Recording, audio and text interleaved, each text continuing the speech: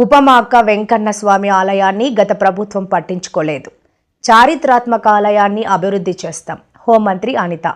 తిరుపతి దేవస్థానం chairman గారు నాయుడు గారిని ఈ రోజు మర్యాదపూర్వకంగా కలవటం జరిగింది. పైకరపేట నియోజకవర్గంలో ఉపమాక వెంకటేశ్వర స్వామి ఆలయాన్ని 2015లో టీటీడీకి హ్యాండ్ ఓవర్ చేయడం జరిగింది. చంద్రబాబు నాయుడు గారు కూడా అప్పుడు సీఎం హోదాలో ఆ రోజు ఉపమాక వెంకన్న స్వామిని దర్శనం చేసుకుని ఆ చుట్టుపక్కల ప్రాంతాన్ని ఎలాగైనా అభివృద్ధి చేయాలి అనే ఉద్దేశంతో అక్కడ ల్యాండ్ ఎక్వైర్ చేయడం దగ్గర నుంచి అక్కడ టెంపుల్ ని బాగా అభివృద్ధి చేయాలి అని ఆ రోజు సంకల్పించుకొని ఆ రోజు ఒక మాస్టర్ ప్లాన్ కూడా రెడీ చేసుకున్నాం. ఆ రోజు తర్వాత గవర్నమెంట్ మారిన తర్వాత నిర్లక్ష్యానికి గురైన పరిస్థితి అయితే కనిపించింది.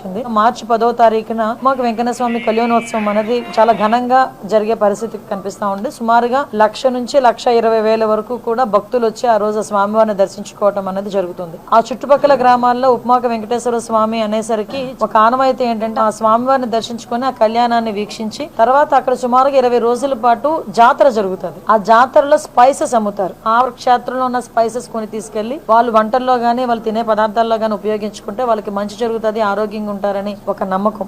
వెంకటేశ్వర స్వామి నైట్ అక్కడ సేద తీరుతారు అని ఒక ప్రతీక. ప్రతి వెంకటేశ్వర స్వామి దేవాలయంలోనే శుక్రవారం అభిషేకం జరిగితే కేవలం ఉపమాక వెంకన్న స్వామి ఆలయంలో ప్రతిరోజు కూడా అభిషేకం జరిగే ఏకైక టెంపుల్ ఉపమాక వెంకటేశ్వర స్వామి. నిత్య ఉత్తర ద్వార దర్శనం కూడా జరిగే ఏకైక టెంపుల్ అది. సో అటువంటి టెంపుల్ ని మళ్ళీ తిరిగి అభివృద్ధి పదంలోకి ముందుకు తీసుకెళ్లాలి. గౌరవ చైర్మన్ గారిని కలిసిన వెంటనే చాలా సానుకూలంగా స్పందించారు. ఇమీడియట్ గా సిఈ గారిని పిలిపించారు. సిఈ గారికి కూడా ఆ టెంపుల్ మీద అవగాహన ఉండటం వల్ల మాకు మేము చెప్పకుండానే తనే తిరిగి మొత్తం ఇవి చేయాలమ్మా, పుష్కర్ని మనం రెడీ చేసుకోవాలి, మనం చక్ర స్నానానికి రెడీ చేసుకోవాలి, ఇవన్నీ కూడా ఆయనే చెప్పడం నిజంగా చాలా ఆనందంగా అనిపించింది. ఏదైతే గౌరవ సీఎం గారు ఆలోచన మేరకు మళ్ళా తిరిగి ఈ టర్మ్ లో మా అందరి ఆధ్వర్యంలో మంచి అభివృద్ధిలోకి ముందుకు వస్తుందని అపారమైన నమ్మకంతో మేము ఇక్కడ నుంచి వెళ్తున్నాం. మార్చి 10వ తారీఖున జరగబోయే కళ్యాణం కూడా అత్యంత వైభవంగా చేయడానికి టీటీడీ వాళ్ళ సహకారం కూడా కోరడానికి ఈ రోజు ఇక్కడికి రావడం జరిగింది. వాళ్ళు కూడా సానుకూలంగా స్పందించారు.